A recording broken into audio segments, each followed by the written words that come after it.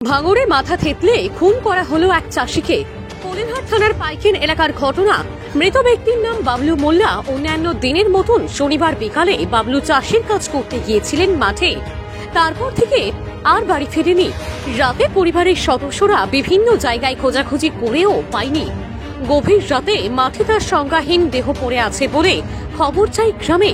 দ্রুত পরিবারের সদস্যদের পাশাপাশি এলাকার জনপ্রতিনিধিরা মাঠে গিয়ে পৌঁছায়। অন্যদিকে খবর পেয়ে কোলেনহাট থানার পুলিশ বাহিনী তারাও মাঠে পৌঁছায়।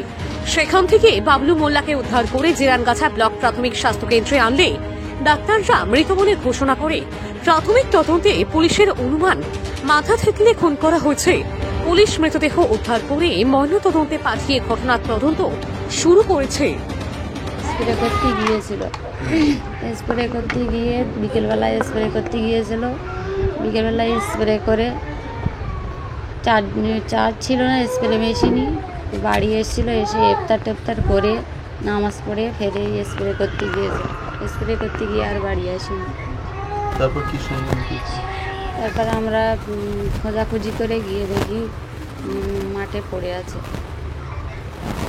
মানে কোনো শত্রুতা ছিল না, কারা মারলো কিছু না, সেরকম কোনো ক্লু নেই আমাদের কাছে।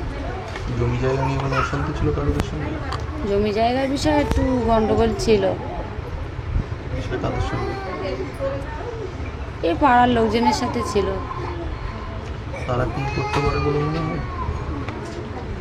সেরকম কোনো ইয়ে নেই আমাদের। পরিবারে আর কে কে আছে, কে কি করে?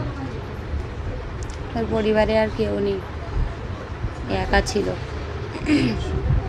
এমনি আপনাদের মধ্যে ঝামেলা অশান্তি হবে না, আমাদের মধ্যে কোনো ঝামেলা হয়নি। নাম কি আপনার? আমার নাম রবিনা বিবি। 31টা বিধানসভায় আমরা লিড আছি এবং সেই লিডের সংখ্যা 10,000 থেকে শুরু করে 1,66,000, 2 লক্ষের কাছাকাছি, 1,68,000 পর্যন্ত। এটাই হলো দক্ষিণ চব্বিশ পরগনা। আর এই দক্ষিণ চব্বিশ পরগনার নেতা একদিকে আমাদের দিদি মমতা বন্দ্যোপাধ্যায়, এই যাদবপুর লোকসভা কেন্দ্র থেকে তিনি প্রথম লোকসভাতে গিয়েছিলেন। আর দ্বিতীয়ত আমাদের সাধারণ সম্পাদক, আমাদের নেতা অভিষেক বন্দ্যোপাধ্যায়, তিনিও এই দক্ষিণ চব্বিশ পরগনা ডায়মন্ড হারবার থেকে জিতে তিনিও পবিত্র লোকসভাতে গিয়েছিলেন। ফলে এই জেলা আমাদের গর্বের জেলা। এই জেলার সমস্ত তৃণমূল কংগ্রেসের কর্মী যারা বুথ লেভেল থেকে বিধানসভা লেভেল পর্যন্ত কাজ করেন, জেলা লেভেল পর্যন্ত কাজ করেন, তাদের সকলকেই রাজ্য তৃণমূল কংগ্রেসের পক্ষ থেকে তাদের সকলকেই অভিনন্দন জানাচ্ছি। একটা ছিল, আমরা মাঠে ঘাটে যেতাম, দেখতাম, সব কিছুই দেখতাম। ওনারা খুব মানে ঠান্ডা গোছেরই লোক, অসুবিধে নেই ওদের মধ্যে, কোনো ঝামেলা ঝগড়া। কি কারণে কোন কিছু না, ওসব কিছু জানি না। আমরা তো মাঠ থেকে এসছি, এসে দেখলাম তো এই অবস্থা। এলাকায় ভালো মানুষ হিসেবে পরিচিত? হ্যাঁ হ্যাঁ, ভালো মানুষই ছিল। ঝগড়া জাতীয় অশান্তি কিছু? না না না, ওসব দেখিনি। নাম কি আপনার? শোনানি। আলম অটোমোবাইল গ্যালারিতে চলে আসুন আর নিয়ে যান আপনার পছন্দের যে কোনো রয়্যাল এনফিল্ড কোম্পানির বুলেট। আমাদের ঠিকানা বাসন্তী হাইওয়ে, ঘটকপুকুর। আমাদের আরও একটি ব্রাঞ্চ নিউ টাউন লাগোয়া, হাতিশালা 6 লেন। মাত্র 9,999 টাকা ডাউন পেমেন্ট দিয়ে নিতে পারবেন আপনার পছন্দের বুলেট মোটরসাইকেল। দুঃখজনক ঘটনা। আমাদেরই দলের কর্মী, একজন সক্রিয় কর্মী, গতকাল যে ঘটনা ঘটেছে আমরা খুবই শোকাহত। আমরা প্রশাসনের সঙ্গে কথা বলেছি যে এই খুনের সঙ্গে কে বা কারা জড়িত আছে তাকে অবিলম্বে খুঁজে বের করা এবং দৃষ্টান্তমূলক শাস্তির ব্যবস্থা করা।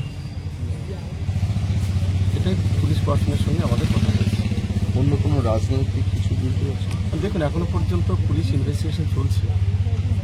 কোনো রকমভাবে হুট করে কোনো বিষয়, এটা তো আমরা বিজেপি পার্টি নই, হট করে বলে দেবো যে কিছুই হলেই কেউ যদি গলায় দৌড়তে মরে তাকে আত্মহত্যা বলে না চালিয়ে তাকে খুন বলে চালিয়ে দেয়। আমরা এটাকে বিশ্বাস করি না।